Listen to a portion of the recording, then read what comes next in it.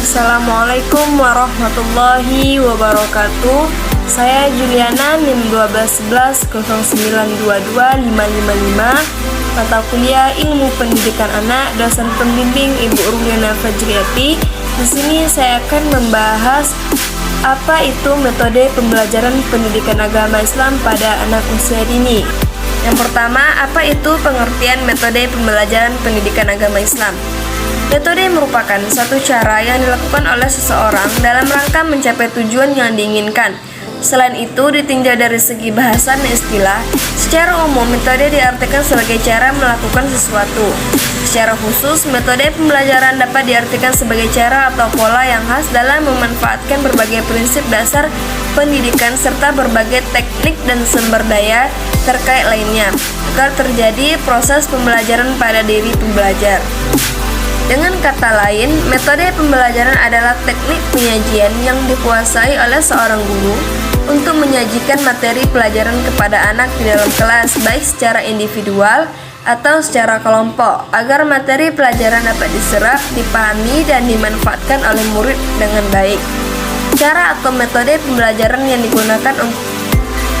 digunakan untuk menyampaikan informasi berbeda dengan cara yang ditempuh untuk memantapkan siswa dan menguasai pengetahuan, keterampilan, dan sikap.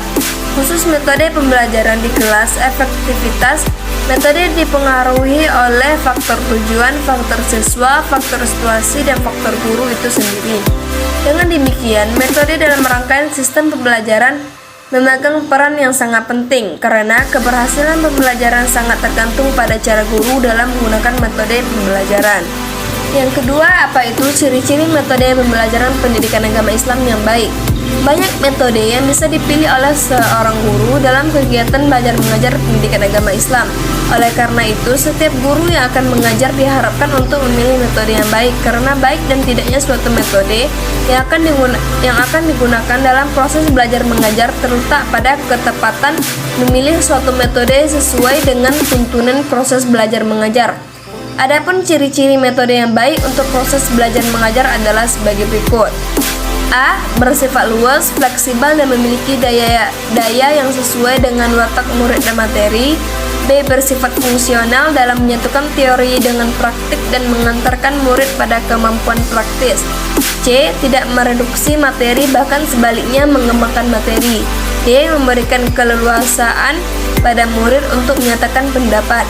E. Mampu menempatkan guru dalam posisi yang tepat, terhormat, dan keseluruhan proses pembelajaran. Sedangkan dalam penggunaan suatu metode pembelajaran harus memperhatikan beberapa hal berikut. A. Metode yang digunakan dapat membangkitkan motif, minat, atau gairah belajar murid. B. Metode yang digunakan dapat menjamin perkembangan kegiatan kepribadian murid. C. Metode yang digunakan dapat memberikan kesempatan kepada murid untuk mewujudkan hasil karya. D. Metode yang digunakan dapat merangsang keinginan siswa untuk belajar lebih lanjut, melakukan eksplorasi dan inovasi. E. Metode yang digunakan dapat mendidik dalam teknik belajar sendiri dan cara memperoleh ilmu pengetahuan melalui usaha pribadi. F.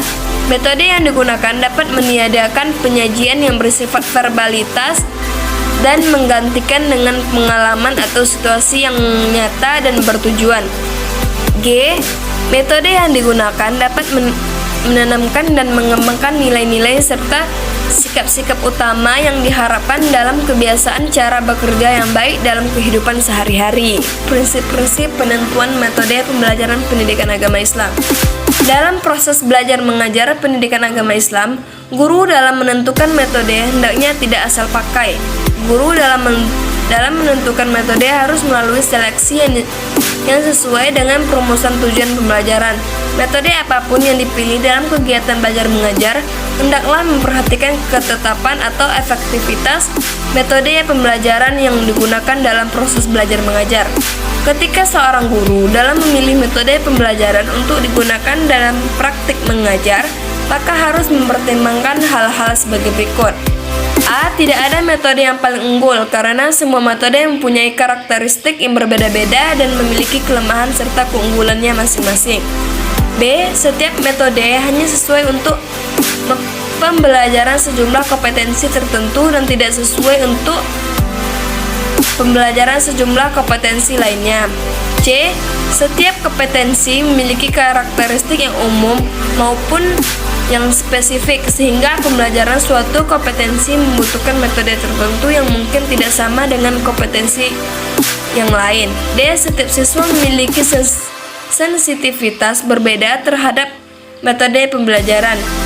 E. Setiap siswa memiliki bekal perilaku yang berbeda serta tingkat kecerdasan yang berbeda pula. F. Setiap materi pembelajaran membutuhkan waktu dan sarana yang berbeda. G. Tidak semua sekolah memiliki sarana dan fasilitas lainnya yang lengkap. H. Setiap guru memiliki kemampuan dan sikap yang berbeda dalam menerapkan suatu metode pembelajaran. Adapun hal-hal yang perlu diperhatikan dalam penentuan metode pembelajaran adalah sebagai berikut. A. Tujuan yang hendak dicapai. Tujuan yang ingin dicapai dalam proses belajar mengajar harus menjadi perhatian utama bagi seorang guru dalam menentukan metode apa yang dipakai atau serasi. B. Kemampuan guru. Efektif tidaknya suatu metode pembelajaran juga sangat dipengaruhi pada kemampuan guru dalam menggunakan, misalnya seorang guru yang mahir dalam berbicara maka bisa menggunakan metode ceramah di samping metode yang lain sebagai pendukungnya. C. Anak didik. Guru dalam kegiatan belajar mengajar harus memperhatikan anak didik karena mereka mempunyai kemampuan, bakat, minat, kecerdasan, karakter, latar belakang ekonomi yang berbeda-beda. Oleh karena itu, dengan latar belakang yang berbeda-beda, guru harus pandai dalam menentukan metode pembelajaran yang akan digunakan. D. Situasi dan kondisi proses belajar mengajar di mana berlangsung. E. Situasi dan kondisi proses belajar mengajar yang berada di lingkungan dekat. Pasar yang ramai akan berdampak pada metode pembelajaran yang digunakan, sehingga guru bisa menentukan metode pembelajaran yang sesuai di lingkungan sendiri. F. Fasilitas yang tersedia. Tersedia fasilitas seperti alat peraga, media pengajaran, dan fasilitas lainnya sangat menentukan terhadap efektif tidaknya suatu metode. G. Waktu yang tersedia. Di samping hal-hal di atas, masalah waktu yang tersedia juga harus diperhatikan, apakah waktunya cukup jika menggunakan metode yang akan dipakai atau tidak. H. Kebaikan dan kekurangan suatu metode. Dari masing-masing metode yang ada tentu memiliki kebaikan dan kekurangan sesuatu. Adapun metode pelajaran pendidikan agama Islam di PAUD antara lain metode pembiasaan, ceramah, bernyanyi, bercerita, bercakap-cakap, demonstrasi untuk kerja, praktek langsung, sosiodrama, bermain, karya wisata, dan lain-lain. Dari metode pembelajaran pendidikan agama Islam di PAUD adalah bahwa anak senang belajar sambil bermain. Penggunaan metode bernyanyi untuk memberi semangat kepada anak-anak di awal pelajaran pendidikan agama Islam atau di akhir pelajaran. Metode bercerita sesuai ketika materi menceritakan kisah para nabi dan rasul. Metode ceramah sesuai dengan metode isi atau pesan yang ingin disampaikan kepada anak-anak.